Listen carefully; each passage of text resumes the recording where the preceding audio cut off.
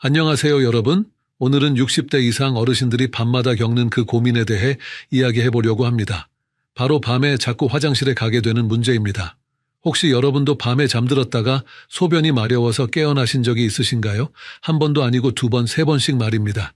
이런 증상을 의학적으로는 야간뇨라고 부릅니다. 야간뇨는 밤에 잠을 자다가 소변을 보기 위해 일어나는 증상을 말합니다. 많은 어르신들이 이 문제로 고생하고 계십니다. 잠을 제대로 못 자니까 낮에 피곤하시죠. 화장실 가려고 일어나다가 넘어질까봐 걱정도 되시고요. 오늘 이 영상을 끝까지 보시면 야간뇨가 왜 생기는지, 어떻게 하면 단 하루만 해도 개선할 수 있는지 자세히 알려드리겠습니다. 실제로 많은 분들이 오늘 알려드릴 방법들을 실천하신 후 첫날부터 밤에 깨는 횟수가 줄어들었다고 말씀해 주셨습니다. 특히 마지막에 알려드릴 3가지 핵심 방법은 정말 효과가 뛰어납니다. 다만 오늘 말씀드리는 내용은 일반적인 건강 정보이며 개인의 상황에 따라 다를 수 있습니다. 심각한 증상이 있거나 지속적인 문제가 있으시면 반드시 의사와 상담하시기 바랍니다. 이제 본격적으로 시작해 보겠습니다. 먼저 실제 사례를 하나 들려드리겠습니다. 경기도에 사시는 김영수 어르신 이야기입니다. 올해 68세이신 김 어르신은 지난 2년 동안 매일 밤 서너 번씩 화장실에 가느라 잠을 제대로 못 주무셨습니다. 처음에는 나이가 들어서 그러려니 하고 넘어가셨죠. 하지만 시간이 지날수록 상황은 더 심각해졌습니다. 밤에 잠을 못 자니까 낮에 너무 피곤하셨어요. 손자들과 놀아주기도 힘들어지고 평소 즐겨 하시던 등산도 포기하게 되셨습니다. 더 큰 문제는 밤에 화장실 가려고 일어나다가 어둠 속에서 문틀에 다리를 부딪히거나 미끄러질 뻔한 적이 여러 번 있었다는 것입니다. 김 어르신의 아내분도 남편이 밤마다 뒤척이고 일어나니까 함께 잠을 설치게 되셨어요. 부부가 모두 수면 부족으로 낮에 짜증을 내는 일이 많아졌습니다. 김 어르신은 이런 상황이 계속되면 건강이 더 나빠질 것 같아서 걱정이 많으셨습니다. 그러던 어느 날 김 어르신은 동네 친구분의 권유로 비뇨기과를 찾아가셨습니다. 의사 선생님은 김 어르신의 증상을 자세히 듣고 몇 가지 검사를 해보셨어요.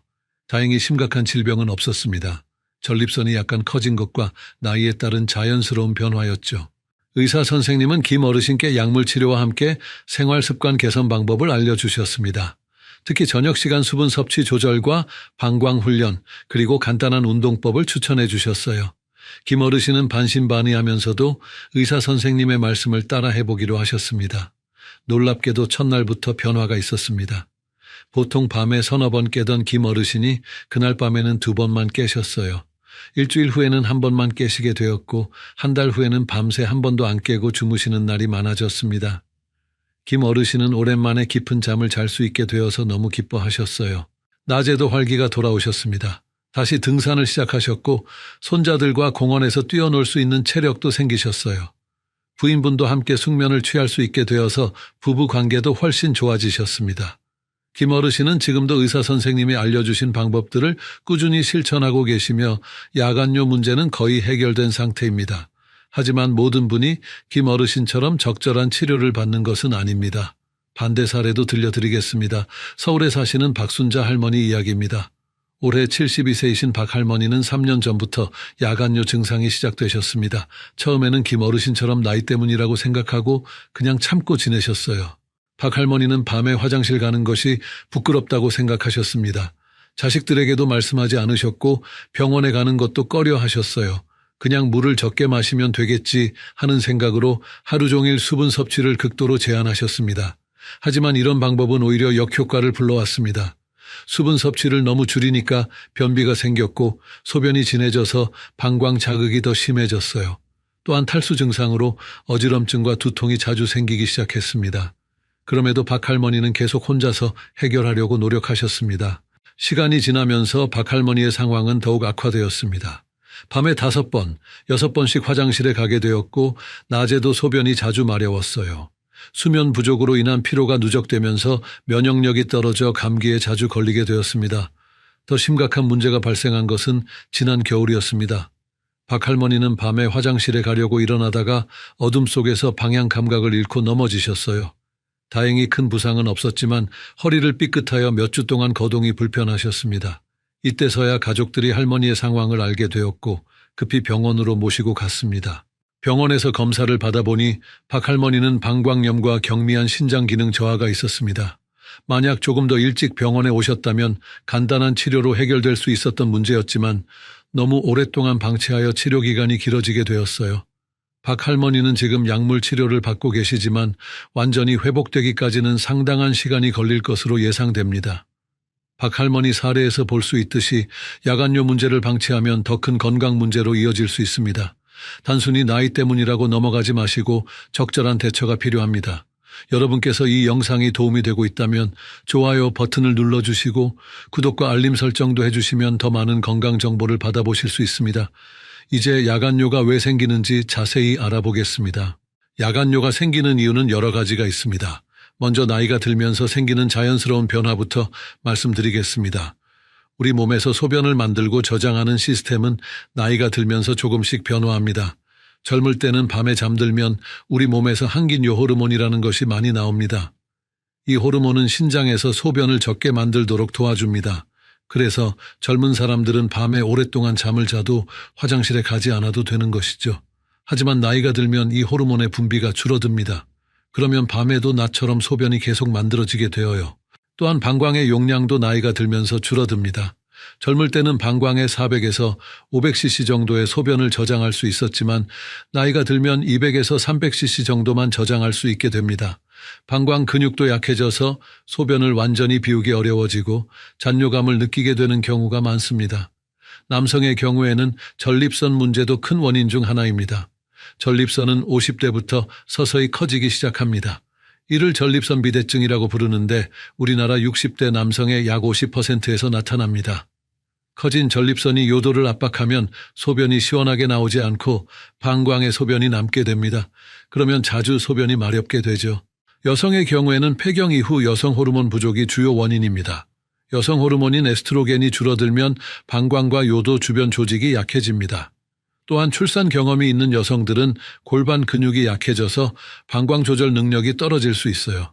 특히 자연분만을 여러 번 경험하신 분들이나 출산 시 난산을 겪으신 분들은 골반 저근육 손상이 더 클 수 있습니다.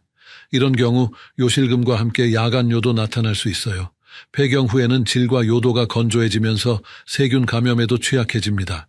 방광염이 자주 생기면 방광벽이 예민해져서 조금만 소변이 차도 마려운 느낌이 들 수 있습니다. 당뇨병도 야간요의 중요한 원인입니다.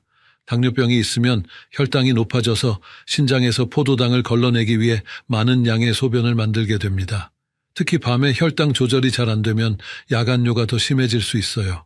우리나라 65세 이상 어르신 중 약 28%가 당뇨병을 앓고 있다는 통계가 있습니다. 심장질환이나 신장질환도 야간요와 관련이 있습니다. 심장 기능이 약해지면 낮에 다리에 쌓였던 체액이 밤에 누워있을 때 심장으로 돌아오면서 소변량이 증가합니다. 신장 기능이 떨어져도 소변 농축 능력이 약해져서 밤에도 많은 양의 소변이 만들어집니다. 약물도 야간요의 원인이 될 수 있습니다. 특히 고혈압 치료제 중 이뇨제를 복용하시는 분들은 밤에도 소변량이 증가할 수 있어요. 또한 수면제나 일부 한구울제도 방광 기능에 영향을 줄 수 있습니다. 생활 습관도 중요한 요인입니다. 저녁에 과도하게 수분을 섭취하거나 카페인이나 알코올을 많이 드시면 야간요가 심해집니다. 카페인은 방광을 자극하고 이뇨작용을 하며 알코올도 항긴요 호르몬의 분비를 억제해서 소변량을 증가시킵니다. 스트레스와 불안감도 야간요와 관련이 있습니다. 스트레스를 받으면 자율신경계가 불안정해져서 방광 기능에 영향을 줄 수 있어요. 또한 잠을 제대로 못 자면 호르몬 균형이 깨져서 야간요가 더 심해지는 악순환이 생기기도 합니다. 이렇게 야간요의 원인은 매우 다양합니다. 하지만 다행히 대부분의 경우 적절한 치료와 생활 습관 개선으로 많이 좋아질 수 있습니다. 이제 구체적인 해결책을 알려드리겠습니다. 첫 번째 해결책은 수분 섭취 조절입니다. 많은 분들이 야간요를 줄이려고 하루 종일 물을 적게 마시는데 이는 잘못된 방법입니다. 하루에 필요한 수분량은 반드시 섭취해야 하지만 시간대별로 조절하는 것이 중요합니다. 아침과 점심시간에는 충분히 수분을 섭취하세요. 하루 필요한 수분의 약 70%를 오후 4시 이전에 마시는 것이 좋습니다. 저녁 6시 이후에는 수분 섭취를 점진적으로 줄이고 잠들기 2-3시간 전부터는 최소한으로 제한하세요. 특히 카페인이 들어있는 커피나 녹차 그리고 알코올은 저녁에 피하는 것이 좋습니다. 수분 조절의 핵심은 갑작스러운 변화보다는 점진적인 조절입니다. 첫 주에는 저녁 9시 이후 수분 섭취를 절반으로 줄이고 둘째 주에는 저녁 8시 이후로 셋째 주에는 저녁 7시 이후로 점점 앞당겨 가세요. 이렇게 하면 몸이 서서히 적응할 수 있습니다. 두 번째 해결책은 방광훈련입니다. 방광훈련은 방광의 용량을 늘리고 소변을 참는 능력을 기르는 운동입니다. 이 방법은 특별한 도구나 약물 없이도 할 수 있어서 매우 실용적입니다. 방광훈련의 기본 원리는 소변이 마려워도 조금씩 참는 시간을 늘려가는 것입니다.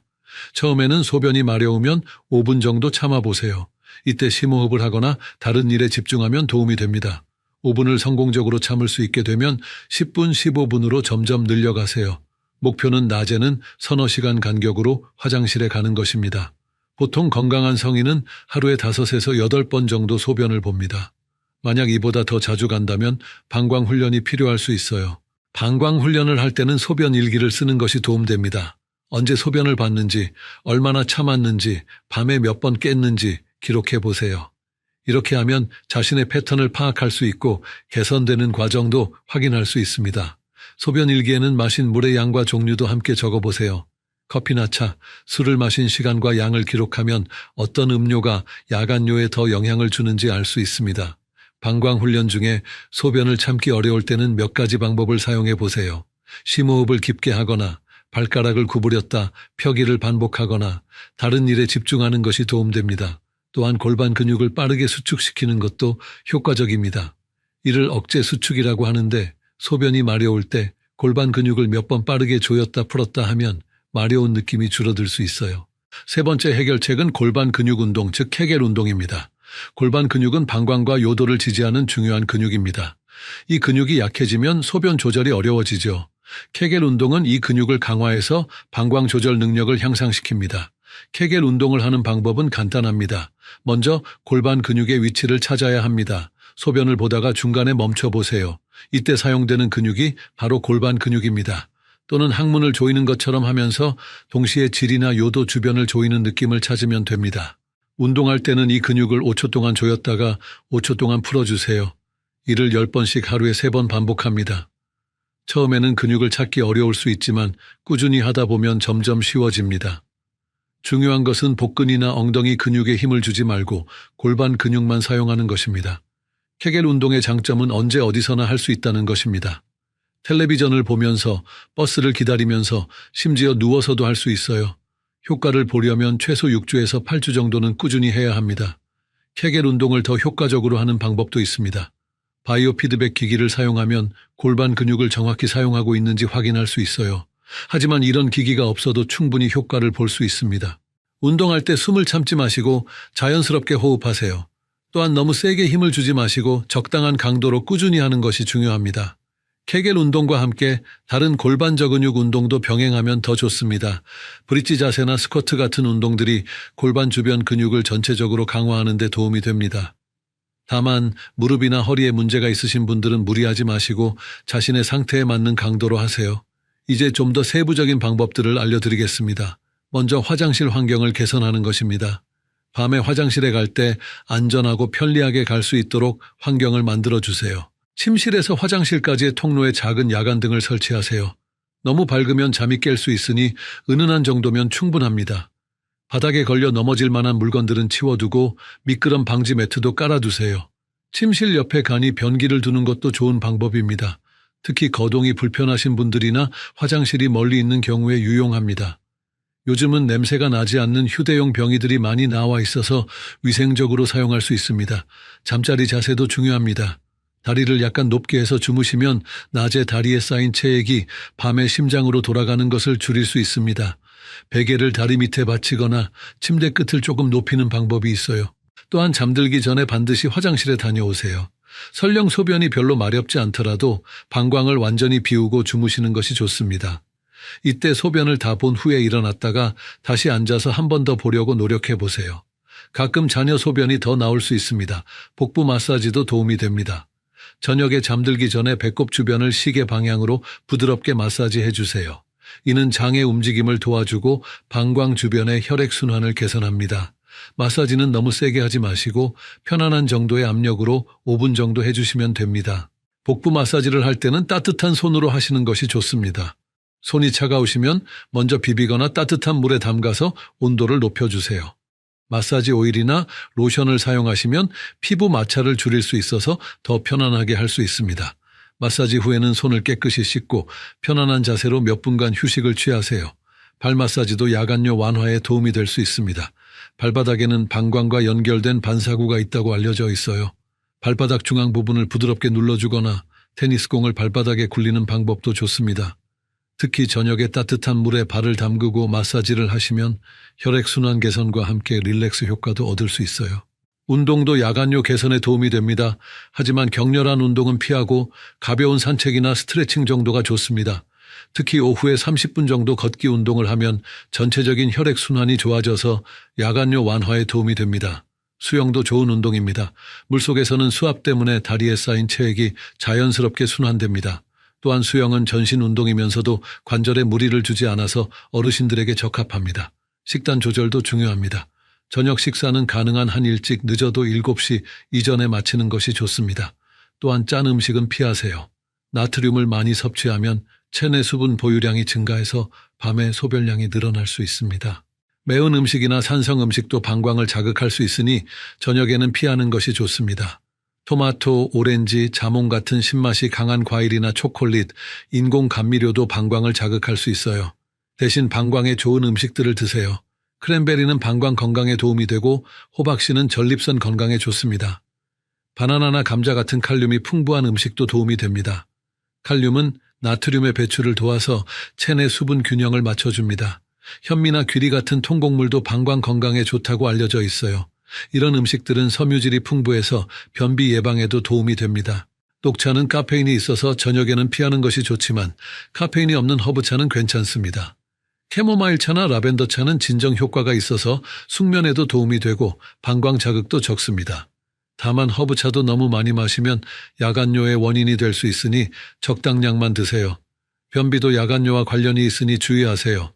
변비가 있으면 직장이 방광을 압박해서 소변이 자주 마려올 수 있습니다. 섬유질이 풍부한 음식을 드시고 충분한 수분 섭취와 적절한 운동으로 변비를 예방하세요. 계절별로도 주의할 점이 있습니다. 겨울에는 추위 때문에 소변이 더 자주 마려올 수 있습니다. 몸이 추우면 혈관이 수축되면서 혈압이 올라가고 신장에서 더 많은 소변을 만들게 됩니다. 따라서 겨울에는 실내 온도를 적절히 유지하고 잠들 때 몸을 따뜻하게 하는 것이 중요합니다. 여름에는 에어컨 때문에 실내가 너무 차가워질 수 있으니 주의하세요. 또한 더운 날씨에 갑자기 찬 음료를 많이 마시면 방광이 자극받을 수 있습니다. 미지근한 물을 조금씩 자주 마시는 것이 좋습니다. 봄과 가을에는 일교차가 클 수 있으니 천 조절에 신경 쓰세요. 몸이 갑자기 추워지면 방광 근육이 수축해서 소변이 마려울 수 있습니다. 약물 복용 시기도 조절해 볼 수 있습니다. 만약 이뇨제를 복용하고 계시다면 의사와 상의해서 복용 시간을 조정해 보세요. 보통 아침에 복용하는 것이 좋습니다. 절대로 의사와 상의 없이 약을 끊거나 시간을 바꾸지는 마세요. 고혈압약 중에는 밤에 복용하는 것이 더 효과적인 것들이 있습니다. 하지만 이런 결정은 반드시 의사와 함께 해야 합니다. 자주 사용하시는 다른 약물들도 야간뇨와 관련이 있는지 의사나 약사에게 문의해 보세요. 질환별 주의사항도 알려드리겠습니다. 당뇨병이 있으신 분들은 혈당 관리가 가장 중요합니다. 혈당이 높으면 신장에서 포도당을 걸러내기 위해 많은 양의 소변을 만들게 됩니다. 따라서 식단 조절과 규칙적인 운동으로 혈당을 안정적으로 유지하세요. 특히 저녁 식사 후 혈당이 급격히 올라가지 않도록 주의하세요. 단순당분이 많은 음식보다는 복합탄수화물을 드시고 식사 후에는 가벼운 산책을 하시는 것이 좋습니다. 또한 잠들기 전 혈당을 체크해 보시고 너무 높다면 의사와 상의해서 약물 조정을 받으세요. 고혈압이 있으신 분들도 주의가 필요합니다. 혈압이 높으면 신장에 부담을 주어서 소변량이 증가할 수 있습니다. 염분 섭취를 줄이고 스트레스 관리를 잘 하세요. 혈압약을 복용하고 계시다면 복용 시간을 의사와 상의해서 조절해 볼 수 있습니다. 심장 질환이 있으신 분들은 낮에 다리에 부종이 생기지 않도록 주의하세요. 오래 서 있거나 앉아 있지 마시고 다리를 높이 올리고 쉬는 시간을 자주 가지세요. 염분 섭취도 제한하시고 처방받은 심장약을 규칙적으로 복용하세요. 전립선 비대증이 있는 남성분들은 소변을 완전히 비우는 것이 특히 중요합니다. 소변을 본 후에 방광에 잔뇨가 남지 않도록 충분한 시간을 가지고 천천히 보세요. 또한 변비를 피하시고 장시간 앉아 있는 것을 피하세요. 여성분들 중에서 요실금이 있으신 분들은 케겔 운동을 더욱 열심히 하셔야 합니다. 또한 기침이나 재채기를 할 때 소변이 새지 않도록 미리 골반 근육에 힘을 주는 연습을 하세요. 이제 자주 묻는 질문들에 대해 답변해 드리겠습니다. 첫 번째 질문은 야간요가 있을 때 물을 아예 안 마셔도 되는지입니다. 절대로 그렇지 않습니다. 수분 섭취를 너무 제한하면 탈수가 되고 오히려 소변이 진해져서 방광을 더 자극할 수 있습니다. 하루에 필요한 수분량은 반드시 드시되 시간대를 조절하는 것이 중요합니다. 두 번째 질문은 야간요 개선에 도움이 되는 약초나 건강식품이 있는지입니다. 호박씨 추출물이나 소팔메토는 전립선 건강에 도움이 될 수 있습니다. 크랜베리도 방광 건강에 좋다고 알려져 있어요. 하지만 이런 것들은 보조적인 역할일 뿐이고 다른 약물과의 상호작용이 있을 수 있으니 복용 전에 의사와 상의하세요. 세 번째 질문은 야간요가 치매나 다른 뇌 질환과 관련이 있는지입니다. 실제로 관련이 있을 수 있습니다. 뇌에서 방광을 조절하는 신경이 손상되면 야간요가 생길 수 있어요. 또한 치매 초기에는 화장실 가는 것을 깜빡하거나 밤낮을 구분하지 못해서 야간요가 심해질 수 있습니다. 따라서 갑자기 야간요가 심해지면 신경과 검사도 받아보시는 것이 좋습니다. 네 번째 질문은 야간요 때문에 수면제를 먹어도 되는지입니다. 수면제는 신중하게 사용해야 합니다. 일부 수면제는 방광 기능에 영향을 줄 수 있고 밤에 일어나야 할 때 몸이 너무 무거워서 낙상 위험이 증가할 수 있어요. 수면제를 사용하기 전에 먼저 야간요 자체를 치료하는 것이 우선입니다. 다섯 번째 질문은 야간요가 유전되는지입니다. 직접적인 유전은 아니지만 가족력이 있을 수 있습니다. 부모님이 전립선비대증이나 방광 문제가 있었다면 자녀도 비슷한 문제가 생길 가능성이 높아요. 또한 당뇨병이나 고혈압 같은 질환들도 가족력이 있고 이런 질환들이 야간요의 원인이 될 수 있습니다. 여섯 번째 질문은 야간요가 있을 때 기저귀를 사용해도 되는지입니다. 일시적으로는 괜찮지만 장기적으로는 권장하지 않습니다. 기저귀에 의존하게 되면 방광 훈련을 소홀히 할 수 있고 피부 트러블이나 감염의 위험도 있어요. 대신 야간요를 근본적으로 치료하는 것이 좋습니다. 여러분, 지금까지 제가 말씀드린 내용들이 도움이 되셨나요? 더 많은 건강 정보를 받아보시려면 구독 버튼을 꼭 눌러주시고 벨 아이콘도 눌러서 알림을 설정해 주세요. 그러면 새로운 영상이 올라올 때마다 바로 확인하실 수 있습니다. 이제 오늘 배운 내용을 정리해 보겠습니다. 야간요는 단순히 나이 때문만이 아니라 여러 가지 원인이 복합적으로 작용해서 생기는 문제입니다. 하지만 적절한 방법으로 충분히 개선할 수 있습니다. 가장 중요한 세 가지 방법을 다시 한번 말씀드리겠습니다. 첫째, 수분 섭취를 시간대별로 조절하세요. 아침과 점심에는 충분히 마시고 저녁에는 점점 줄여가세요. 둘째, 방광 훈련을 통해 소변을 참는 시간을 점점 늘려가세요. 셋째, 케겔 운동으로 골반 근육을 강화하세요. 이 세 가지 방법만 제대로 실천하셔도 많은 분들이 일주일 내에 변화를 느끼실 수 있습니다. 특히 첫날부터 효과를 보시는 분들도 많습니다. 이제 일주일 도전 과제를 드리겠습니다. 오늘부터 일주일 동안 다음 세 가지를 실천해 보세요. 첫째, 오후 6시 이후에는 수분 섭취를 평소의 절반으로 줄이세요. 둘째, 소변이 마려워도 5분씩 참는 연습을 하세요. 셋째, 하루에 3번씩 케겔 운동을 하세요. 매일 밤에 몇 번 깼는지 기록해 보시고 일주일 후에 처음과 비교해 보세요. 분명 변화를 느끼실 수 있을 것입니다. 만약 일주일 후에도 전혀 개선이 없다면 반드시 병원에 가서 정확한 진단을 받아보세요. 다음 주에는 어르신들의 또 다른 고민인 무릎 관절염에 대해 다뤄보겠습니다. 무릎이 아파서 계단 오르내리기가 힘드신 분들, 오래 걷기가 어려우신 분들을 위한 특별한 운동법과 관리 방법을 알려드릴 예정입니다. 특히 집에서 쉽게 할 수 있는 무릎 강화 운동과 통증 완화 방법을 상세히 설명드리겠습니다. 마지막으로 다시 한번 강조드리지만 오늘 말씀드린 내용은 일반적인 건강 정보입니다. 개인의 건강 상태나 복용 중인 약물에 따라 적용이 달라질 수 있으니 심각한 증상이 있거나 지속적인 문제가 있으시면 반드시 의료진과 상담하시기 바랍니다. 특히 갑자기 야간요가 심해지거나 소변에 피가 섞여 나오거나 열이 나는 등의 증상이 있으면 즉시 병원에 가셔야 합니다. 여러분의 건강한 밤잠을 위해 오늘 알려드린 방법들을 꼭 실천해 보세요. 좋은 잠은 건강한 삶의 기초입니다. 다음 주에 더 유익한 내용으로 찾아뵙겠습니다. 구독과 좋아요 그리고 댓글로 응원해 주세요. 감사합니다. 안녕하세요 어르신들. 오늘은 정말 중요한 건강 이야기를 나누려고 합니다. 여러분께서 근육량을 늘리기 위해 드시는 단백질이 때로는 몸에 해가 될 수 있다는 사실을 아십니까? 많은 어르신들이 건강을 위해 단백질을 드시지만 잘못된 방법으로 섭취하면 오히려 독이 될 수 있습니다. 80세 의사가 직접 경험하고 목격한 충격적인 사실들을 오늘 여러분께 공개하겠습니다. 단백질 과다 섭취로 인해 신장이 망가지고 간에 무리가 가고 심지어는 생명이 위험해진 실제 환자들의 이야기를 들려드리겠습니다. 이런 일들이 왜 일어나는지, 어떻게 예방할 수 있는지도 함께 알아보겠습니다. 건강을 위해 시작한 단백질 섭취가 오히려 병을 만들어서는 안 되겠습니다. 지금까지 알고 계셨던 단백질에 대한 상식이 완전히 뒤바뀔 수도 있습니다. 그래서 오늘 이 영상을 끝까지 보시는 것이 정말 중요합니다. 본격적인 내용을 시작하기 전에 꼭 말씀드려야 할 것이 있습니다. 오늘 이야기하는 모든 내용은 일반적인 건강 정보 제공 목적입니다. 개인의 건강 상태나 질병 치료에 관해서는 반드시 의료진과 상담하시기 바랍니다. 특히 현재 복용 중인 약물이나 기존 질환이 있으시다면 더욱 주의가 필요합니다. 73세 김 할머니의 이야기부터 시작해 보겠습니다. 김 할머니는 근육량이 줄어드는 것이 걱정되어 단백질 보충제를 드시기 시작했습니다. 처음에는 기운이 나는 것 같아서 좋았다고 하셨습니다. 하루에 단백질 파우더를 3번씩 드시고 고기도 많이 드셨습니다. 그런데 3개월 후부터 이상한 증상들이 나타나기 시작했습니다. 몸이 자꾸 붓고 소변 색깔이 이상해졌습니다. 처음에는 나이 때문이라고 생각하셨지만 점점 심해져서 병원에 가셨습니다. 검사 결과는 충격적이었습니다. 신장 기능이 심각하게 떨어져 있었던 것입니다. 의사는 단백질 과다 섭취가 원인이라고 설명했습니다.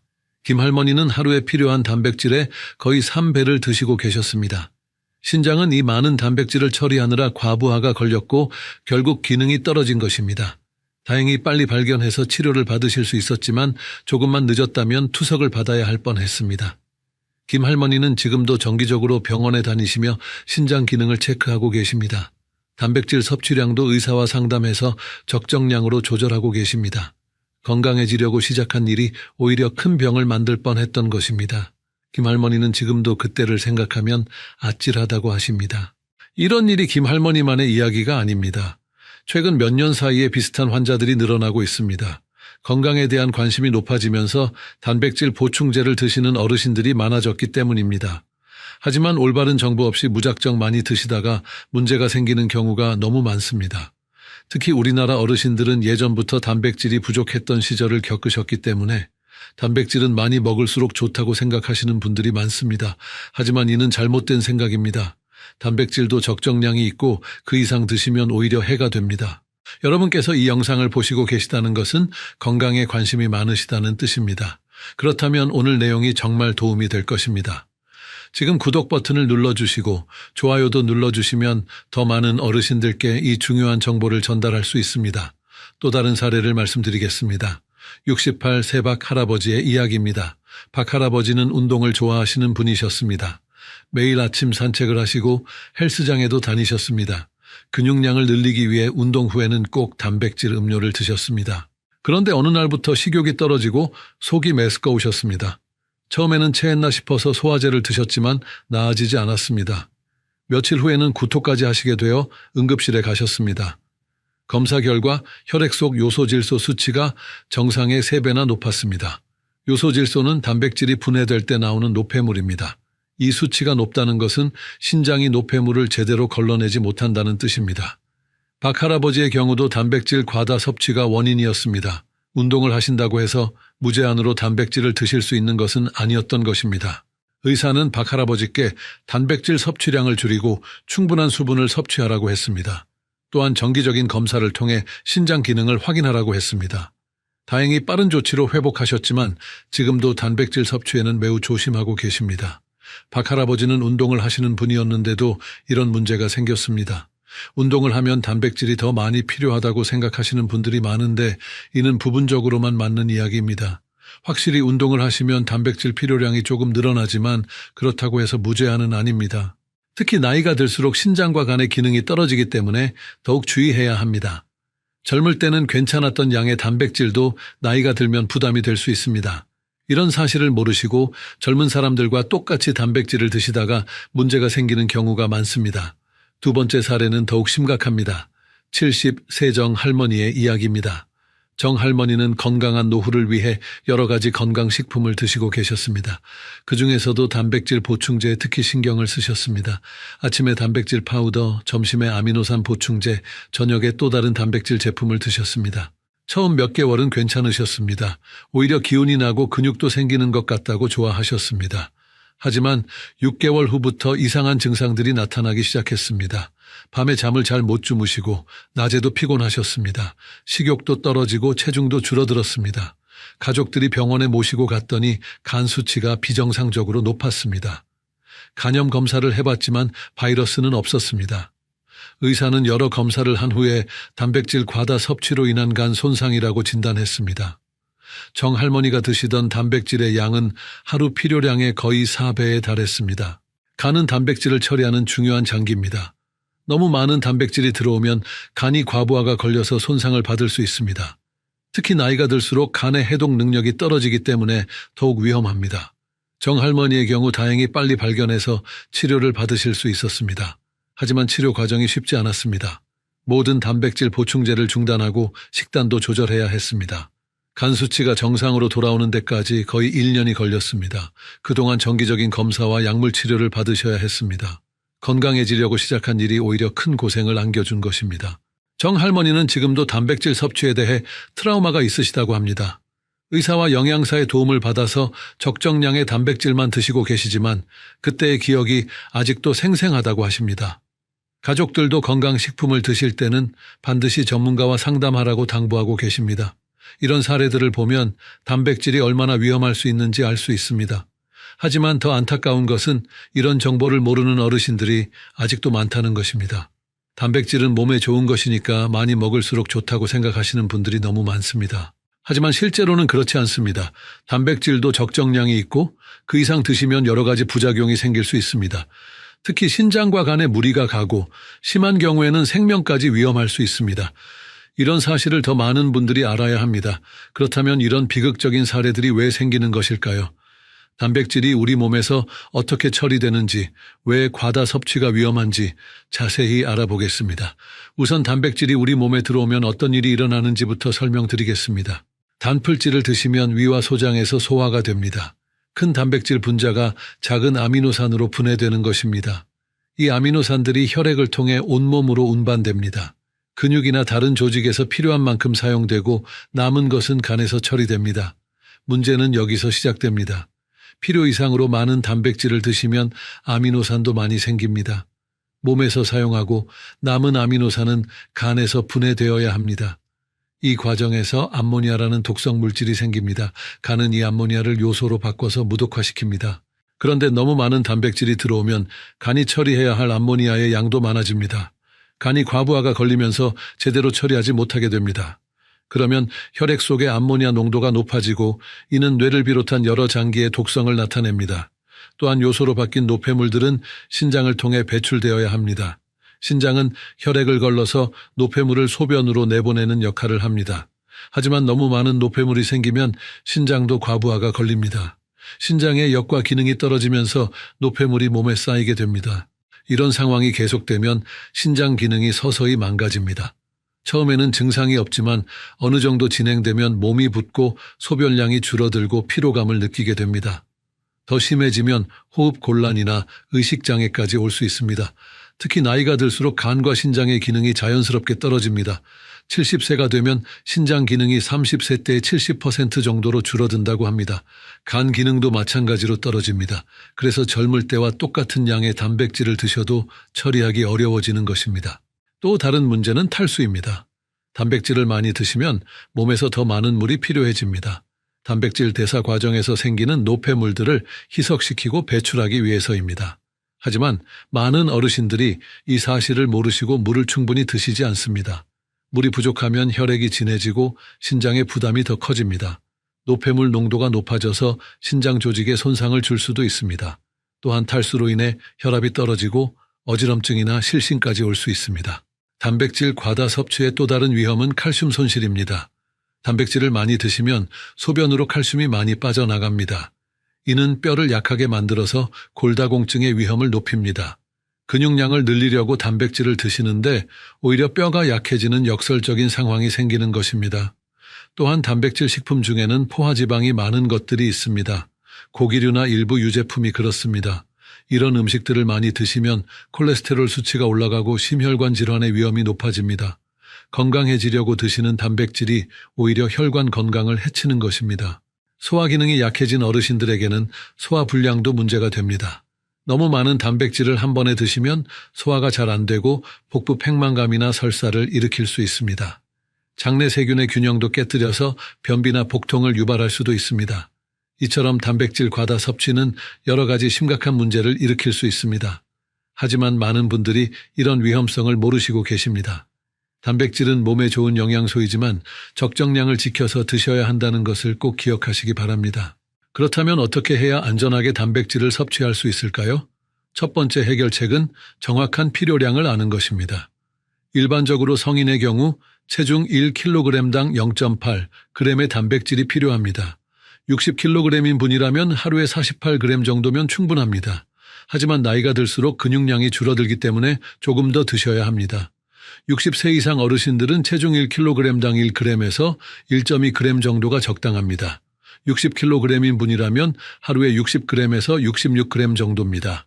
운동을 하시는 분들은 조금 더 드실 수 있습니다. 하지만 그렇다고 해서 무제한은 아닙니다.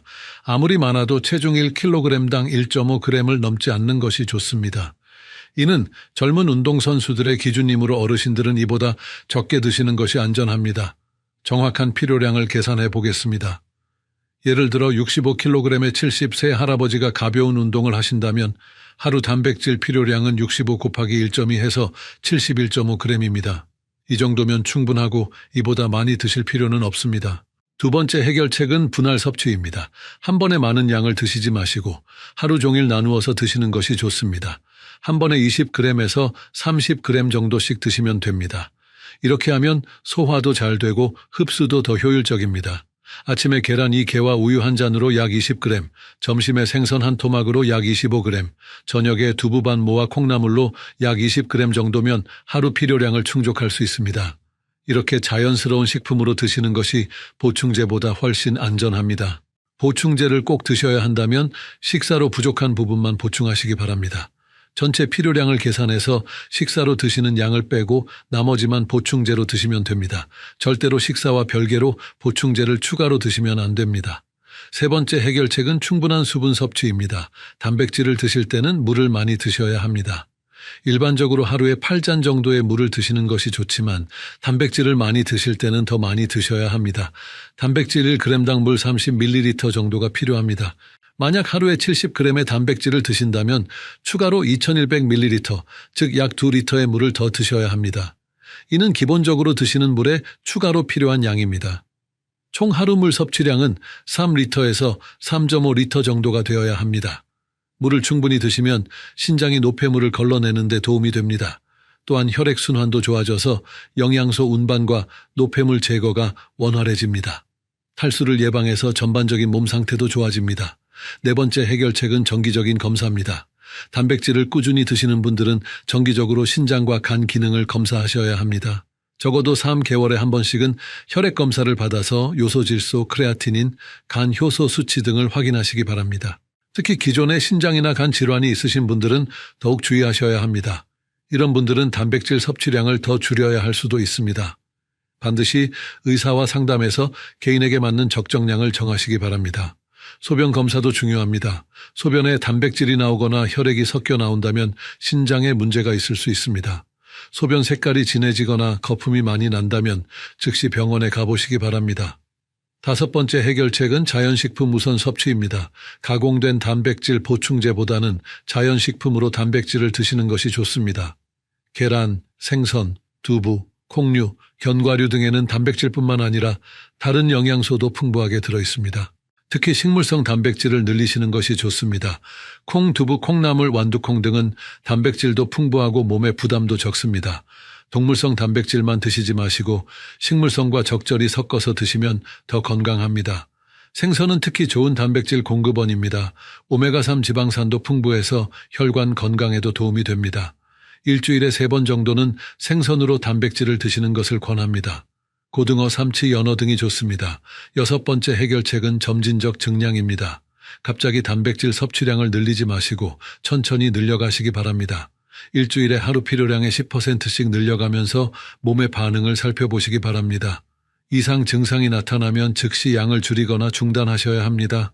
특히 평소에 단백질을 적게 드시던 분들은 더욱 조심하셔야 합니다. 몸이 갑작스러운 변화에 적응하지 못할 수 있습니다. 소화불량이나 복부 불편감이 나타날 수 있으므로 천천히 늘려가시기 바랍니다. 7번째 해결책은 전문가 상담입니다. 혼자서 판단하지 마시고 영양사나 의사와 상담하시기 바랍니다. 개인의 건강 상태, 활동량, 기존 질환 등을 고려해서 적정량을 정해야 합니다. 획일적인 기준보다는 개인 맞춤형 접근이 중요합니다. 영양사는 여러분의 식습관을 분석해서 부족한 영양소와 과다한 영양소를 찾아줍니다. 단백질뿐만 아니라 전체적인 영양 균형을 맞춰주는 식단을 제안해 드립니다. 또한 현실적으로 실천 가능한 방법들을 알려드립니다.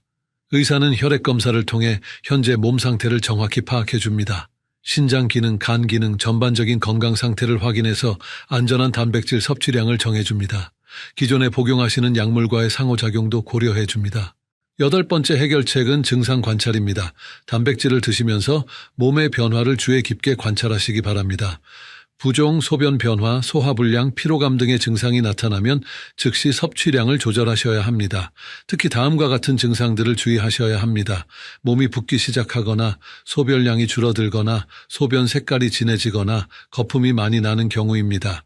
또한 평소보다 피로하거나 식욕이 떨어지는 것도 주의 신호입니다. 이런 증상들이 나타나면 단백질 섭취를 즉시 줄이시고 병원에 가보시기 바랍니다. 조기에 발견하면 큰 문제 없이 회복할 수 있지만 늦어지면 치료가 어려워질 수 있습니다. 이제 계절별 주의사항에 대해 말씀드리겠습니다. 여름철에는 더위로 인해 탈수가 쉽게 일어납니다. 단백질을 드실 때는 평소보다 물을 더 많이 드셔야 합니다. 에어컨이 있는 실내에서도 수분 섭취를 소홀히 하면 안 됩니다. 여름에는 또한 식중독의 위험이 높습니다. 단백질이 풍부한 육류나 유제품은 상하기 쉬우므로 보관에 특히 주의하시기 바랍니다. 상한 음식을 드시면 단백질 과다 섭취와 상관없이도 신장에 부담을 줄 수 있습니다. 겨울철에는 활동량이 줄어들기 때문에 단백질 필요량도 조금 줄어듭니다. 하지만 감기나 독감에 걸리시면 회복을 위해 단백질이 더 필요할 수 있습니다. 이럴 때는 의사와 상담해서 적절히 조절하시기 바랍니다.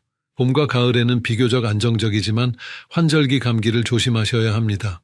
면역력이 떨어질 때 무리하게 단백질을 늘리시면 오히려 부담이 될 수 있습니다. 적당한 양을 꾸준히 드시는 것이 좋습니다. 질환별 주의사항도 중요합니다. 당뇨병이 있으신 분들은 신장 합병증의 위험이 높으므로 단백질 섭취에 더욱 주의하셔야 합니다.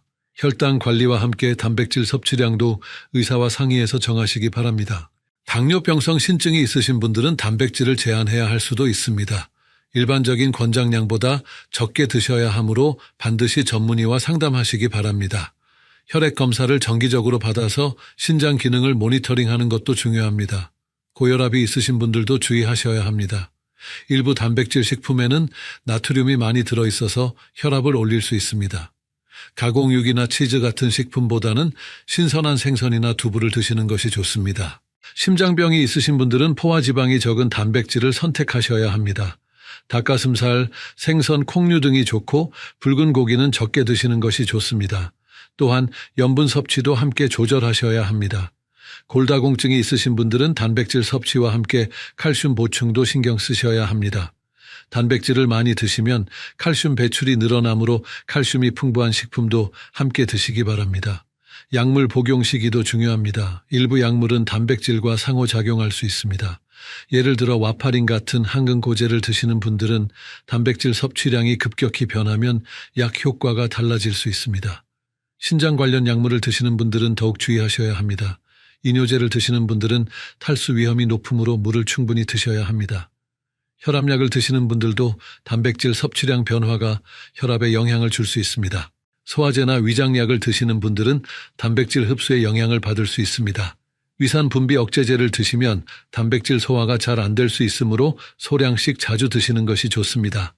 이제 여러분들이 자주 궁금해하시는 질문들에 답해 드리겠습니다. 첫 번째 질문은 운동을 안 해도 단백질을 많이 드셔야 하느냐는 것입니다.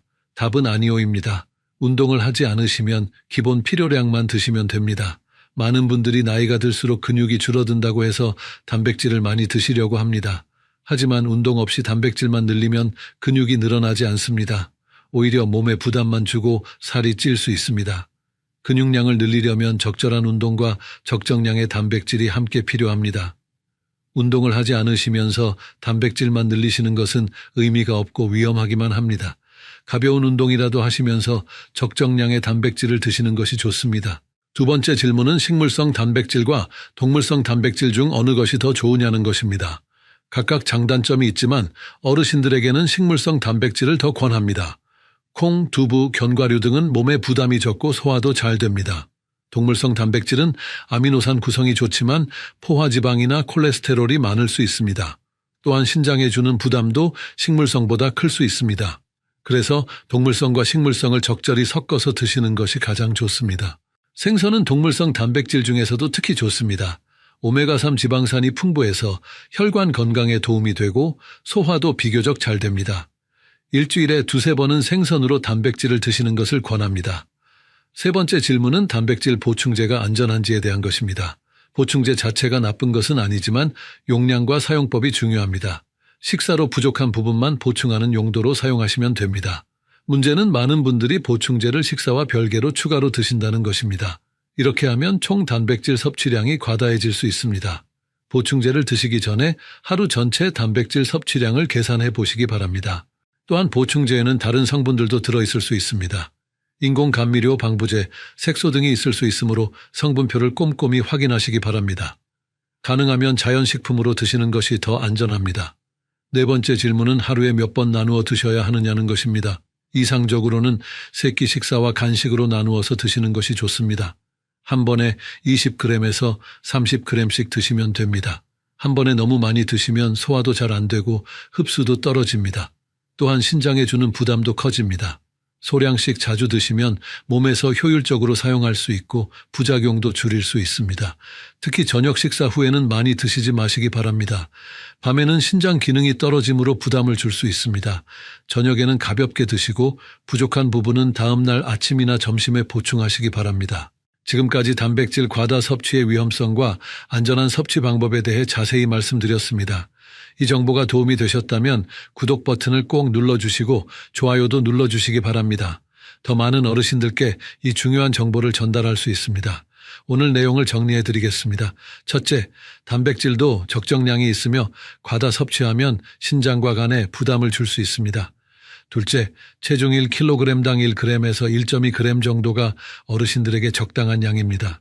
셋째, 자연식품으로 소량씩 나누어 드시고 충분한 물을 함께 드시는 것이 안전합니다.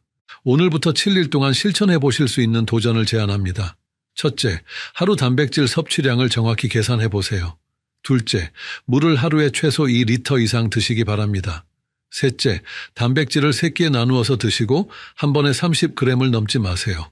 이 간단한 실천만으로도 단백질 과다 섭취로 인한 위험을 크게 줄일 수 있습니다. 일주일 후에 몸의 변화를 관찰해 보시고 더 건강해진 자신을 발견하시기 바랍니다. 다음 주에는 어르신들이 꼭 알아야 할 또 다른 중요한 건강 정보를 준비했습니다. 혈압약을 잘못 복용해서 응급실에 실려간 실제 사례들과 올바른 복용법에 대해 자세히 알려드리겠습니다. 많은 어르신들이 모르고 계시는 위험한 실수들을 공개할 예정입니다. 마지막으로 다시 한번 강조드립니다. 오늘 말씀드린 모든 내용은 일반적인 건강 정보입니다. 개인의 건강 상태나 복용 중인 약물에 따라 달라질 수 있으므로 반드시 의료진과 상담하시기 바랍니다. 특히 기존에 신장이나 간 질환이 있으시거나 여러 약물을 복용하고 계시다면 더욱 주의하셔야 합니다. 건강한 노후를 위해 올바른 정보와 적절한 실천이 함께해야 합니다.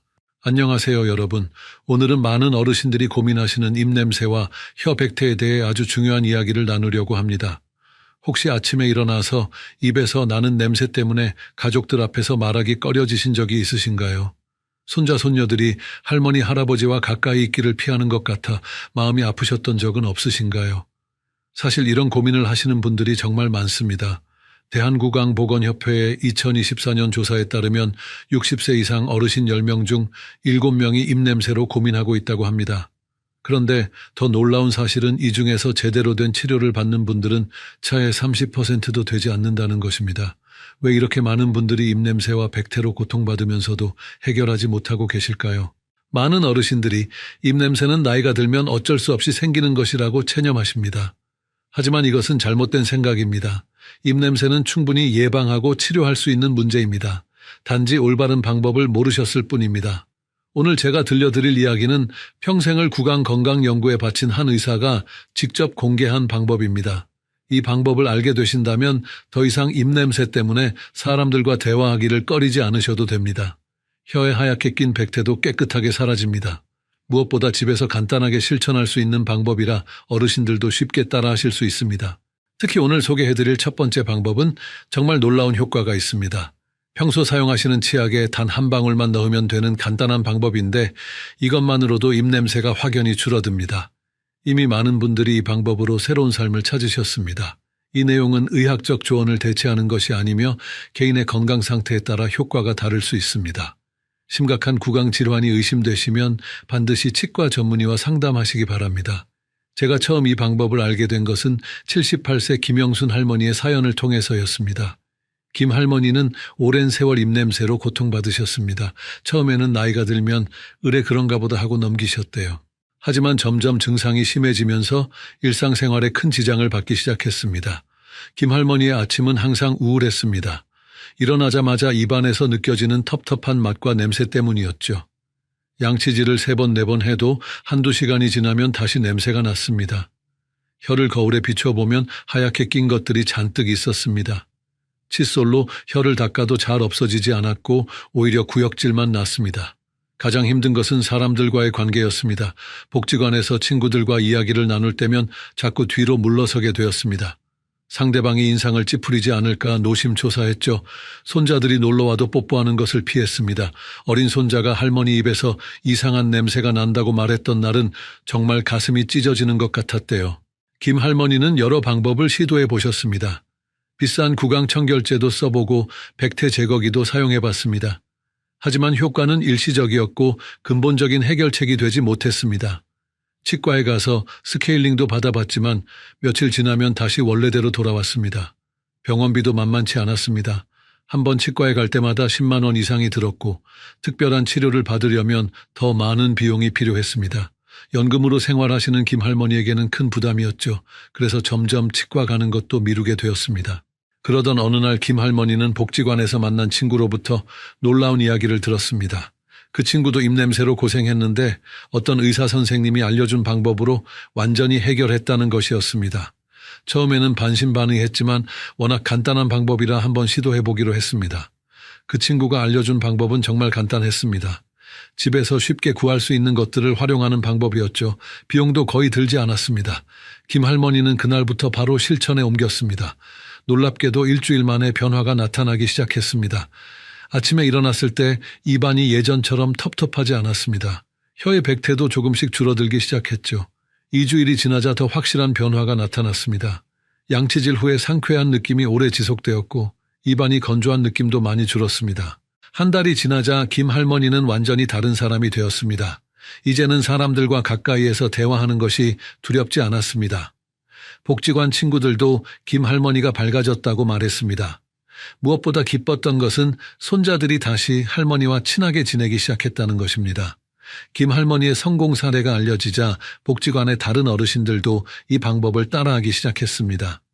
놀랍게도 대부분의 분들이 비슷한 효과를 경험했습니다. 82세의 이순자 할머니는 30년 넘게 고민하던 입냄새가 해결되었다고 기뻐하셨습니다. 75세의 박기태 할아버지는 아내와의 관계가 더 좋아졌다고 하셨습니다. 이 방법이 얼마나 효과적인지는 숫자가 증명합니다. 복지관에서 이 방법을 실천한 43명의 어르신 중 38명이 한 달 이내에 입냄새가 현저히 줄었다고 답하셨습니다. 이는 88%에 해당하는 놀라운 수치입니다. 도대체 어떤 방법이었을까요? 잠시 후에 자세히 알려드리겠습니다. 그 전에 먼저 제대로 관리하지 못해 큰 고통을 겪은 분의 이야기도 들려드려야 할 것 같습니다. 73세 박정호 할아버지의 이야기입니다. 박 할아버지도 오래전부터 입냄새가 있었습니다. 하지만 대수롭지 않게 여기고 방치했습니다. 나이 들면 다 그런 거라고 생각했죠. 주변에서도 비슷한 고민을 하는 사람들이 많아서 특별히 신경 쓰지 않았습니다. 처음에는 가족들이 조심스럽게 이야기했습니다. 아버지 요즘 입냄새가 좀 나는 것 같다고요. 하지만 박할아버지는 기분이 상해서 화를 내셨습니다. 내가 뭐 어쨌다고 그러냐면서요. 가족들은 더 이상 말을 꺼내지 못했습니다. 사실 박할아버지도 자신의 입냄새를 알고 있었습니다. 하지만 인정하기 싫었던 것이죠. 나이가 들어서 생기는 자연스러운 현상이라고 스스로를 위로했습니다. 병원에 가는 것도 창피하다고 생각했습니다. 시간이 지나면서 박할아버지의 입냄새는 점점 심해졌습니다. 혀에는 두꺼운 백태가 끼었고 잇몸에서는 피가 나기 시작했습니다. 양치질을 할 때마다 칫솔에 피가 묻어나왔지만 그저 양치질을 너무 세게 해서 그런가 보다 하고 넘겼습니다. 친구들과의 모임에서도 문제가 생기기 시작했습니다. 함께 화투를 치거나 장기를 둘 때 친구들이 슬쩍 자리를 피하는 것을 느꼈습니다. 직접적으로 말하는 사람은 없었지만 박할아버지도 알 수 있었습니다. 자존심이 상했지만 어쩔 수 없다고 생각했습니다.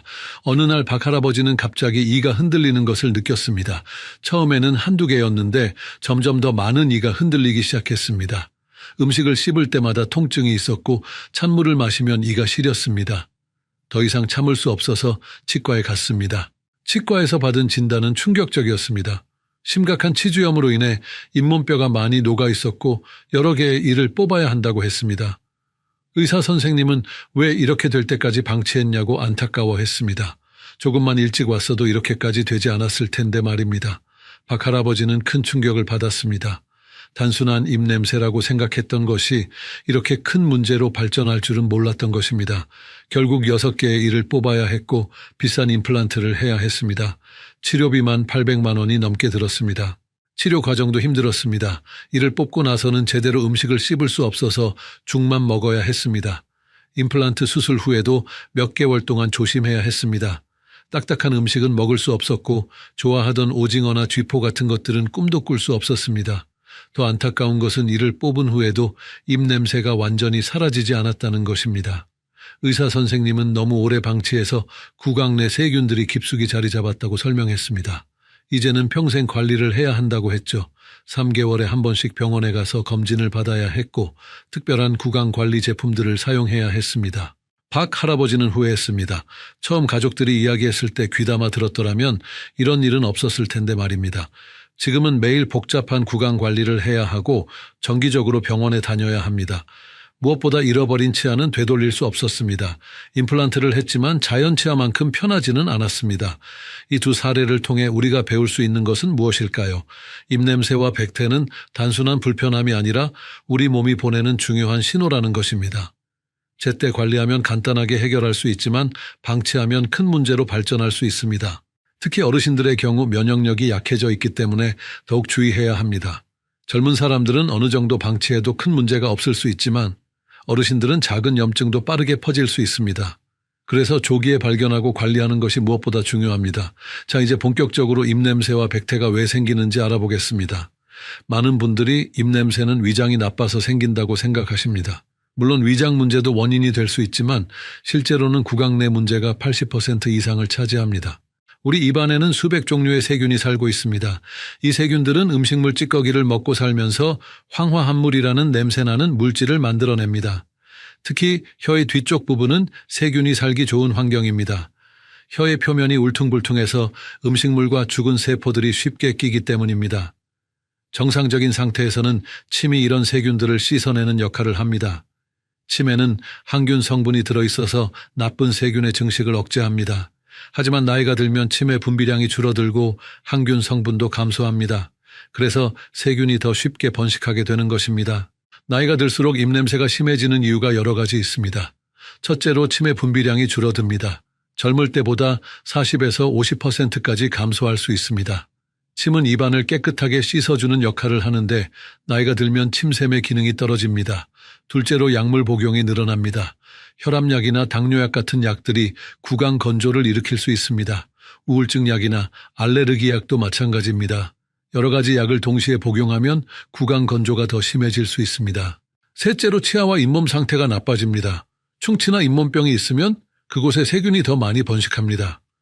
특히 잇몸병은 나이가 들수록 흔해지는데 잇몸에서 나는 고름 냄새가 입냄새의 주요 원인이 됩니다. 넷째로 면역력이 떨어집니다. 면역력이 약해지면 구강 내 나쁜 세균들이 더 활발하게 활동합니다. 또한 구강 점막의 재생 속도도 느려져서 상처가 잘 낫지 않고 염증이 생기기 쉽습니다. 다섯째로 의치 사용이 늘어납니다. 의치를 제대로 관리하지 않으면 그곳에 세균이 번식하여 입냄새의 원인이 됩니다. 의치와 잇몸 사이에 음식물이 끼기도 쉽고 의치 자체에도 세균이 달라붙을 수 있습니다. 백태는 혀 표면에 하얗게 낀 것을 말합니다. 죽은 세포와 음식물 찌꺼기 그리고 세균들이 뭉쳐서 만들어집니다. 정상적인 혀는 분홍빛을 띠고 있어야 합니다. 하지만 백태가 끼면 혀가 하얗거나 누렇게 변합니다. 심한 경우에는 갈색이나 검은색을 띠기도 합니다. 백태가 생기는 가장 큰 원인은 구강 위생 불량입니다. 양치질을 제대로 하지 않거나 혀를 닦지 않으면 백태가 쌓입니다. 또한 구강 건조도 백태의 원인이 됩니다. 입이 마르면 세균이 더 잘 번식하고 죽은 세포들이 잘 씻겨나가지 않습니다. 서울대학교 치의학대학원의 2023년 연구에 따르면 백태가 있는 사람은 그렇지 않은 사람보다 입냄새가 날 확률이 6배나 높다고 합니다. 백태 자체가 세균 덩어리이기 때문입니다. 또한 백태가 두꺼울수록 입냄새도 더 심해집니다. 백태의 색깔도 중요합니다. 하얀색 백태는 비교적 가벼운 상태를 나타냅니다. 노란색이나 갈색 백태는 더 심한 세균 감염을 의미할 수 있습니다. 검은색 백태는 특정 약물 복용이나 심각한 구강 질환의 신호일 수 있으므로 반드시 의사와 상담해야 합니다.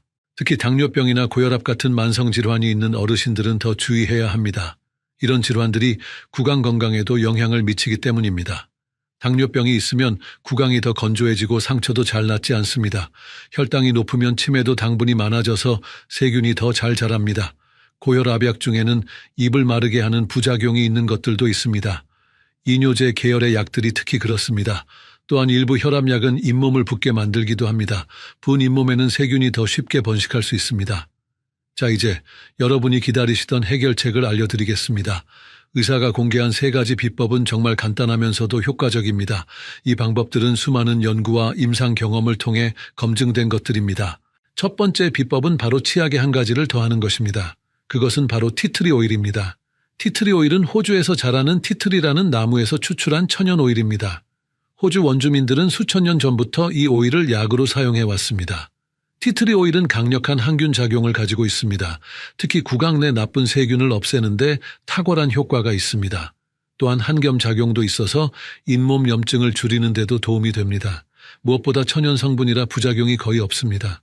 사용법은 정말 간단합니다. 평소 사용하시는 치약을 칫솔에 짜신 후에 티트리 오일을 한 방울만 떨어뜨리면 됩니다. 정말 한 방울이면 충분합니다. 너무 많이 넣으면 자극이 강할 수 있으니 주의하세요. 그리고 평소처럼 양치질을 하시면 됩니다. 처음에는 티트리 오일 특유의 향이 낯설 수 있습니다. 약간 시원하면서도 독특한 향이 납니다. 하지만 며칠 사용하다 보면 금세 익숙해집니다. 오히려 이 향 때문에 입안이 더 상쾌하게 느껴진다는 분들도 많습니다. 중요한 것은 꾸준히 사용하는 것입니다. 하루 이틀 사용하고 그만두면 효과를 볼 수 없습니다. 적어도 일주일 이상은 계속 사용해야 변화를 느낄 수 있습니다. 대부분의 사람들은 2주일 정도 사용하면 확실한 효과를 경험합니다. 티트리 오일을 구입할 때는 반드시 순도 100% 제품을 선택하세요. 희석된 제품은 효과가 떨어집니다. 약국이나 온라인에서 쉽게 구입할 수 있으며 한 병으로 몇 개월은 사용할 수 있어서 경제적입니다. 티트리 오일의 효과는 과학적으로도 입증되었습니다. 호주 시드니 대학의 연구에 따르면 티트리 오일을 사용한 그룹은 사용하지 않은 그룹보다 구강 내 세균이 70%나 감소했다고 합니다. 특히 입냄새를 일으키는 혐기성 세균에 효과적이었습니다. 또한 일본 도쿄 치과대학의 연구에서는 티트리 오일이 잇몸 염증을 50% 이상 감소시켰다고 보고했습니다. 잇몸에서 나는 피의 양도 현저히 줄어들었습니다. 이는 티트리 오일의 한겸 작용 때문입니다. 두 번째 비법은 혀 닦기입니다. 많은 분들이 양치질은 열심히 하지만 혀는 제대로 닦지 않습니다. 하지만 입냄새의 주요 원인이 혀에 있다는 것을 기억하세요. 혀를 제대로 닦는 것만으로도 입냄새를 크게 줄일 수 있습니다. 혀를 닦을 때는 전용 도구를 사용하는 것이 좋습니다. 혀 클리너나 혀 스크레이퍼라고 불리는 도구들이 있습니다. 이런 도구들은 혀의 백태를 효과적으로 제거할 수 있도록 설계되어 있습니다. 약국이나 마트에서 쉽게 구입할 수 있습니다. 혀 클리너가 없다면 숟가락을 사용해도 됩니다. 깨끗한 숟가락의 둥근 부분을 사용하면 됩니다. 스테인리스 숟가락이 플라스틱 숟가락보다 더 효과적입니다. 사용 전에 반드시 깨끗이 씻어서 사용하세요. 혀를 닦는 올바른 방법을 자세히 알려드리겠습니다. 먼저 거울 앞에 서서 혀를 최대한 내밀어 보세요. 혀의 뒤쪽에 백태가 많이 끼어 있는 것을 보실 수 있을 겁니다. 바로 그 부분을 중점적으로 닦아야 합니다. 혀 클리너나 숟가락을 혀의 가장 뒤쪽에 놓습니다. 너무 깊숙이 넣으면 구역질이 날 수 있으니 편한 위치에서 시작하세요. 그리고 부드럽게 앞쪽으로 긁어내립니다. 너무 세게 하면 혀에 상처가 날 수 있으니 조심하세요. 한번 긁어낸 후에는 물로 헹구고 다시 반복합니다. 보통 서너 번 정도 반복하면 충분합니다. 혀 클리너나 숟가락에 묻어나오는 하얀 것들이 바로 백태입니다. 처음에는 많이 나올 수 있지만 매일 하다 보면 점점 줄어듭니다. 처음에는 구역질이 날 수 있습니다. 이럴 때는 너무 깊숙이 넣지 말고 조금씩 익숙해지도록 하세요. 또한 혀를 닦을 때는 숨을 내쉬면서 하면 구역질이 덜합니다. 코로 깊게 숨을 들이마신 후 입으로 천천히 내쉬면서 혀를 닦으면 됩니다. 혀 닦기는 하루에 한 번 아침 양치질 후에 하는 것이 좋습니다. 밤사이 혀에 쌓인 백태를 제거하는 것이 가장 효과적이기 때문입니다. 저녁에 추가로 한 번 더 해도 좋지만 무리해서 자주 할 필요는 없습니다. 일본 도쿄 의과대학의 연구 결과를 보면 혀 닦기를 규칙적으로 한 사람들은 입냄새가 80%나 감소했다고 합니다. 단 2주일만 해도 효과가 나타나기 시작했고 한 달 후에는 대부분의 사람들이 만족할 만한 결과를 얻었습니다. 미국 치과의사협회의 조사에서도 비슷한 결과가 나왔습니다. 혀 닦기를 하는 사람들은 그렇지 않은 사람들보다 구강 내 황화합물이 75%나 적었습니다. 황화합물은 입냄새의 주요 원인 물질입니다. 세 번째 비법은 물 많이 마시기입니다. 너무 간단해서 실망하셨나요? 하지만 이것이야말로 가장 중요한 방법 중 하나입니다. 앞서 말씀드렸듯이 나이가 들면 침의 분비가 줄어듭니다. 침이 줄면 입안이 건조해지고 세균이 번식하기 좋은 환경이 됩니다. 물을 충분히 마시면 입안을 촉촉하게 유지할 수 있습니다. 또한 물이 입안의 음식물 찌꺼기와 세균을 씻어내는 역할도 합니다. 하루에 적어도 8잔 이상의 물을 마시는 것이 좋습니다. 체중이 많이 나가시는 분들은 더 많이 마셔야 합니다. 물을 마실 때 한 가지 팁을 더 드리겠습니다. 그냥 꿀꺽꿀꺽 삼키지 말고 입안에서 한번 굴려준 후에 삼키세요. 이렇게 하면 입안 구석구석을 헹구는 효과가 있습니다. 특히 식사 후에는 꼭 물로 입을 헹구는 습관을 들이세요.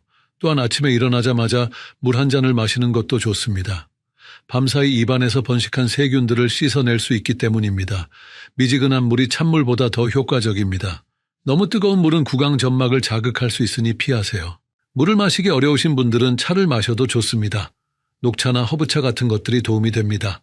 특히 녹차는 카테킨이라는 항균 성분이 들어있어서 입냄새 제거에 효과적입니다. 단 커피나 홍차는 입을 더 건조하게 만들 수 있으니 피하는 것이 좋습니다. 수분 섭취를 늘리는 다른 방법도 있습니다. 수분이 많은 과일이나 채소를 먹는 것입니다. 수박이나 오이, 토마토 같은 것들이 좋습니다. 이런 음식들은 수분 공급과 함께 비타민과 미네랄도 제공합니다. 대한노인의학회의 2022년 연구에 따르면 하루 8잔 이상 물을 마시는 어르신들은 그렇지 않은 어르신들보다 구강 건조증이 60%나 적었습니다. 구강 건조증이 줄어들면 자연스럽게 입냄새도 감소합니다. 이 세 가지 방법을 동시에 실천하면 더 큰 효과를 볼 수 있습니다. 티트리 오일로 세균을 죽이고 혀 닦기로 백태를 제거하고 물을 많이 마셔서 입안을 깨끗하게 유지하는 것입니다. 이 3박자가 맞아떨어지면 입냄새는 자연스럽게 사라집니다. 이제 좀 더 깊이 있는 정보를 알려드리겠습니다. 계절에 따라 입냄새 관리법도 달라져야 합니다. 계절마다 우리 몸의 상태가 다르고 환경도 다르기 때문입니다. 여름에는 땀을 많이 흘려서 탈수가 되기 쉽습니다. 탈수가 되면 침의 분비가 더욱 줄어듭니다. 그래서 여름에는 평소보다 물을 더 많이 마셔야 합니다. 하루에 10잔 이상 마시는 것이 좋습니다. 또한 에어컨 바람도 입을 건조하게 만들 수 있으니 주의하세요. 여름철에는 찬 음식을 많이 먹게 됩니다. 아이스크림이나 빙수 같은 것들이죠. 이런 음식들은 당분이 많아서 세균의 먹이가 됩니다. 찬 음식을 먹은 후에는 반드시 물로 입을 헹구고 가능하면 양치질을 하세요. 겨울에는 실내 난방으로 공기가 건조해집니다. 건조한 공기는 입안도 건조하게 만듭니다.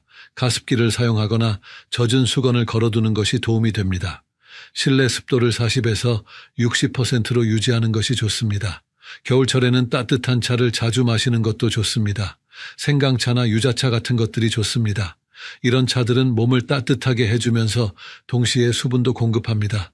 또한 생강에는 항균 성분이 있어서 입냄새 제거에도 도움이 됩니다. 봄과 가을에는 알레르기로 고생하시는 분들이 많습니다. 알레르기 약들은 대부분 입을 건조하게 만드는 부작용이 있습니다. 이럴 때는 무설탕 껌을 씹거나 신맛 나는 과일을 먹어서 침 분비를 늘리는 것이 좋습니다. 환절기에는 감기에 걸리기 쉽습니다. 감기에 걸리면 코가 막혀서 입으로 숨을 쉬게 됩니다. 이것도 입을 건조하게 만드는 원인이 됩니다. 감기에 걸렸을 때는 평소보다 더 자주 물을 마시고 구강 관리에 신경 써야 합니다. 약 복용 시기도 중요합니다. 구강 건조를 일으키는 약들은 가능하면 저녁에 복용하는 것이 좋습니다. 밤에는 어차피 침 분비가 줄어들기 때문에 낮 시간에 불편함을 줄일 수 있습니다. 물론 의사 선생님과 상의 후에 복용 시간을 조정해야 합니다. 여러 가지 약을 복용하시는 분들은 약의 상호작용에도 주의해야 합니다. 어떤 약들은 함께 복용하면 구강 건조가 더 심해질 수 있습니다. 새로운 약을 처방받을 때는 의사 선생님께 현재 복용 중인 약들을 모두 말씀드리세요. 특정 질환이 있는 분들은 더 주의해야 합니다. 당뇨병이 있으신 분들은 혈당 관리를 잘 해야 합니다. 혈당이 높으면 구강 내 세균이 더 잘 자랍니다. 또한 당뇨병성 구강 건조증이 생길 수 있으므로 수분 섭취에 더 신경 써야 합니다. 당뇨병 환자분들은 정기적인 치과 검진이 특히 중요합니다. 당뇨병이 있으면 잇몸병이 생기기 쉽고 한번 생기면 잘 낫지 않습니다. 3개월에 한 번씩은 치과에 가서 검진을 받는 것이 좋습니다. 고혈압이 있으신 분들은 짠 음식을 피해야 합니다. 짠 음식은 입을 더 건조하게 만들고 갈증을 유발합니다. 또한 일부 혈압약은 잇몸을 붓게 만드는 부작용이 있으니 정기적인 치과 검진이 필요합니다. 위장 질환이 있으신 분들도 주의가 필요합니다. 역류성 식도염이 있으면 위산이 입까지 올라와서 입냄새를 일으킬 수 있습니다. 이런 경우는 위장 치료와 함께 구강 관리를 해야 합니다. 식후 바로 눕지 말고 3시간 정도는 앉아 있는 것이 좋습니다. 골다공증 약을 복용하시는 분들도 주의해야 합니다. 일부 골다공증 약은 턱뼈에 문제를 일으킬 수 있습니다. 이런 약을 복용하시는 분들은 치과 치료를 받기 전에 반드시 의사에게 알려야 합니다. 이제 많은 분들이 궁금해하시는 질문들에 답해드리겠습니다. 첫 번째 질문은 구강청결제를 사용하면 되지 않느냐는 것입니다. 구강청결제도 도움이 되지만 일시적인 효과에 그칩니다. 또한 알코올이 들어있는 구강청결제는 오히려 입을 건조하게 만들 수 있습니다. 사용하신다면 알코올이 없는 제품을 선택하세요. 구강청결제를 사용할 때는 제품 설명서를 잘 읽어보세요. 대부분 30초에서 1분 정도 입안에 머금고 있어야 효과가 있습니다. 너무 짧게 하면 효과가 없고 너무 길게 하면 구강 점막이 자극받을 수 있습니다.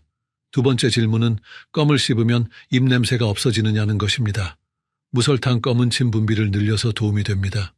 특히 자일리톨이 들어있는 껌은 충치 예방 효과도 있습니다. 하지만 근본적인 해결책은 아닙니다. 설탕이 들어있는 껌은 절대 피해야 합니다.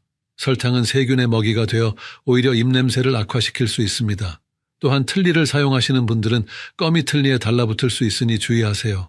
세 번째 질문은 어떤 음식을 먹으면 좋으냐는 것입니다. 섬유질이 많은 채소와 과일이 좋습니다. 씹는 과정에서 침 분비가 늘어나고 치아 표면을 깨끗하게 해줍니다. 특히 사과나 당근 같은 단단한 과일과 채소가 효과적입니다. 양파나 마늘 같은 향이 강한 음식은 피하는 것이 좋습니다. 이런 음식들은 일시적으로 입냄새를 악화시킬 수 있습니다. 먹어야 한다면 식후에 충분히 양치질을 하고 물을 많이 마시세요. 네 번째 질문은 커피나 술을 마셔도 되느냐는 것입니다. 커피와 술은 입을 건조하게 만들고 특유의 냄새를 남깁니다. 완전히 끊기 어렵다면 마신 후에는 꼭 물로 입을 헹구고 양치질을 하세요. 특히 술은 탈수를 일으켜서 입을 더욱 건조하게 만듭니다. 술을 마실 때는 물도 함께 마시는 것이 좋습니다. 술 한 잔에 물 한 잔의 비율로 마시면 탈수를 예방할 수 있습니다. 여기서 잠깐 영상이 도움이 되고 계신가요? 더 많은 어르신들이 건강한 구강을 유지할 수 있도록 구독과 좋아요 부탁드립니다. 여러분의 작은 관심이 더 좋은 콘텐츠를 만드는 원동력이 됩니다. 자, 이제 오늘 배운 내용을 정리해 보겠습니다. 입냄새와 백태를 없애는 3가지 비법을 기억하세요. 첫째, 치약에 티트리 오일 한 방울을 넣어 양치하기. 둘째, 혀 클리너나 숟가락으로 혀 닦기. 셋째, 하루 8잔 이상 물 마시기입니다. 이 3가지 방법을 7일 동안만 실천해 보세요. 대부분의 분들이 일주일 안에 변화를 느끼실 수 있을 것입니다. 물론 개인차가 있을 수 있지만 꾸준히 하시면 반드시 효과를 보실 수 있습니다. 가장 중요한 것은 꾸준함입니다. 하루 이틀 하다가 그만두면 아무런 효과를 볼 수 없습니다. 새로운 습관을 만들려면 적어도 3주는 걸린다고 합니다. 처음에는 귀찮고 힘들 수 있지만 습관이 되면 자연스럽게 할 수 있습니다. 여러분의 건강한 구강을 위해 오늘부터 바로 시작하세요. 더 이상 입냄새 때문에 소중한 사람들과의 대화를 피하지 마세요. 자신감 있게 웃고 말할 수 있는 행복한 노년을 만들어 가시기 바랍니다. 입냄새가 사라지면 삶의 질이 확연히 달라집니다. 사람들과 가까이에서 대화할 수 있고 손자 손녀들과 뽀뽀도 할 수 있습니다. 무엇보다 자신감이 생겨서 더 활발한 사회생활을 할 수 있습니다. 오늘 영상이 도움이 되셨다면 구독과 좋아요 부탁드립니다. 더 많은 어르신들이 이 정보를 알 수 있도록 공유도 해주세요. 댓글로 여러분의 경험도 나눠주시면 다른 분들께 큰 도움이 될 것입니다. 다음 주에는 무릎 통증을 집에서 간단하게 해결하는 방법에 대해 알려드리겠습니다. 계단 오르내리기가 힘드신 분들에게 꼭 필요한 정보가 될 것입니다. 의사가 추천하는 간단한 운동법과 생활습관 개선법을 소개해드릴 예정입니다. 기대해주세요. 구독 버튼을 눌러주시면 새로운 영상을 가장 먼저 보실 수 있습니다. 알림 설정도 해주시면 영상이 올라올 때마다 알려드립니다. 다시 한번 강조드리지만 이 내용은 의학적 조언을 대체하는 것이 아닙니다. 증상이 심하거나 개선되지 않으면 반드시 전문의와 상담하시기 바랍니다. 건강한 하루 보내세요. 어르신 여러분 안녕하세요. 오늘은 정말 중요한 이야기를 나누려고 합니다. 혹시 밤에 잠자리에 들면서 이런 생각 해보신 적 있으시나요? 내가 언젠가 혼자서는 생활하기 어려워지면 어떻게 될까? 자식들에게 짐이 될까? 요양원에 가야 할까 하는 걱정 말입니다. 사실 많은 어르신들이 이런 고민을 하고 계십니다. 나이가 들수록 몸이 예전 같지 않다고 느끼시죠? 계단 오르기가 힘들어지고 무거운 것을 들기 어려워지고 기억력도 예전 같지 않습니다. 하지만 오늘 제가 전해드릴 이야기를 들으시면 요양원이 유일한 선택이 아니라는 것을 아실 수 있을 겁니다. 통계청 자료에 따르면 2023년 우리나라 노인 인구는 950만 명으로 전체 인구의 18.4%에 달합니다. 하지만 현실적으로는 신체 기능이 떨어지면서 어쩔 수 없이 요양시설을 선택하는 경우가 많습니다. 그런데 정말 다른 방법은 없을까요? 오늘 이 영상을 끝까지 보시면 요양원에 가지 않고도 집에서 안전하고 건강하게 지낼 수 있는 현실적인 방법들을 알게 되실 겁니다. 특히 우리나라에서 실제로 이용할 수 있는 제도와 서비스들을 중심으로 말씀드리겠습니다. 다만 제가 말씀드리는 내용은 일반적인 건강 정보이며 개인의 건강 상태나 질병에 따라 다를 수 있습니다. 구체적인 의료 상담이 필요한 경우에는 반드시 의사나 전문가와 상의하시기 바랍니다. 먼저 실제 사례부터 들려드리겠습니다. 부산에 사시는 76세 김모 할머니 이야기입니다. 할머니는 3년 전 넘어져서 다리를 다친 후 혼자 생활하기 어려워졌습니다. 계단을 오르내리기 힘들고 장보기도 힘들어졌죠. 자식들은 요양원을 권했지만 할머니는 평생 살던 집을 떠나고 싶지 않았습니다. 그때 할머니가 알게 된 것이 바로 노인 맞춤 돌봄 서비스였습니다. 이는 보건복지부에서 운영하는 공식 제도로 65세 이상 기초생활수급자나 차상위계층, 기초연금수급자 중 돌봄이 필요한 어르신들에게 제공됩니다. 처음에는 반신반의했죠. 정말 집에서도 안전하게 지낼 수 있을까 하는 걱정이 앞섰습니다. 하지만 용기를 내어 주민센터에 신청해보니 생각보다 절차가 간단했습니다. 대상자 선정 도구를 통해 평가를 받고 할머니의 경우 돌봄이 필요하다고 인정받았습니다. 매주 3회 정도 생활지원사가 방문해서 집안 청소와 식사 준비를 도와주었습니다. 할머니 혼자서는 힘들었던 빨래와 설거지도 함께 했죠. 그리고 가장 중요한 것은 할머니의 안부를 정기적으로 확인해 준다는 점이었습니다. 할머니는 당뇨가 있어서 혈당 관리가 중요했는데 생활지원사가 복약 관리도 도와주었습니다. 또한 간단한 운동도 함께 했죠. 집안에서 할 수 있는 스트레칭과 근력 운동을 배워서 매일 실천했습니다. 처음 한 달 동안은 적응이 쉽지 않았습니다. 낯선 사람이 집에 오는 것이 어색했고 도움을 받는다는 것 자체가 자존심 상하는 일이었죠. 하지만 시간이 지나면서 할머니는 이 서비스의 진짜 가치를 깨달았습니다.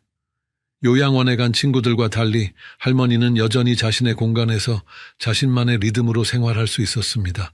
아침에 일어나는 시간도 식사하는 시간도 텔레비전 보는 시간도 모두 자신이 정할 수 있었죠. 무엇보다 사랑하는 반려견과 함께 지낼 수 있다는 것이 큰 위안이었습니다. 또한 지역 경로당 프로그램에도 참여하게 되었습니다. 건강체조 교실과 노래교실에 나가면서 또래 친구들과 소통할 수 있었죠. 가장 놀라운 변화는 할머니의 건강이 오히려 좋아졌다는 점입니다.